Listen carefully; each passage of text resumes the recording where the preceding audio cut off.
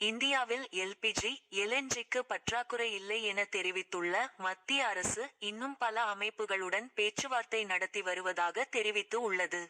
Israel மற்றும் அமெரிக்க படைகளின் தாக்குதலுக்கு ஈரான் பதிலடி கொடுத்து வருகிறது. சவுதி உள்ளிட்ட நாடுகளில் எண்ணெய் கிணறுகள் மீது ஏவுகணைகளை வீசுகிறது.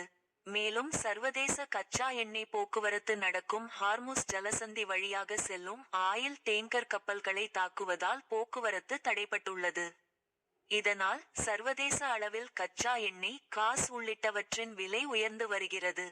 இந்நிலையில் மத்திய அரசு வட்டாரங்கள் கூறியதாவது: இந்தியாவிடம் போதுமான அளவு எரிசக்தி உள்ளது.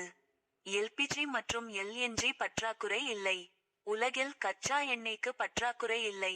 மற்ற விநியோகஸ்தர்களுடன் இந்தியா தொடர்பில் உள்ளது. இந்தியாவுக்கு கேஸ் விநியோகம் செய்ய தயாராக உள்ளதாக ஆஸ்திரேலியா, கனடா நாடுகள் அறிவித்துள்ளன. மாற்று வழிகளையும் ஆராய்ந்து வருகிறோம். அமெரிக்கா மற்றும் ஐக்கிய அரபு எமிரேட்ஸுடன் ஒப்பந்தம் போடப்பட்டு உள்ளது. இந்தியாவுக்கு 195 MMSCMD million metric standard cubic metres per day gas இறக்குமதி செய்யப்படுகிறது.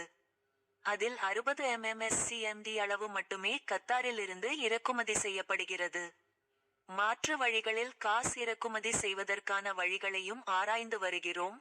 கச்சா எண்ணெய் இறக்குமதி குறித்து முக்கிய எண்ணெய் உற்பத்தி நிறுவனங்கள் மற்றும் வர்த்தக நிறுவனங்களுடன் இந்தியா பேசி வருகிறது.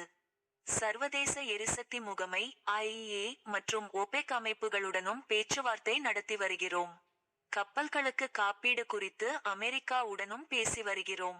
2 நாட்களுக்கு ஒருமுறை எரிசக்தி நிலவரம் குறித்து ஆய்வு செய்கிறோம். இவ்வாறு அந்த வட்டாரங்கள் தெரிவித்துள்ளன.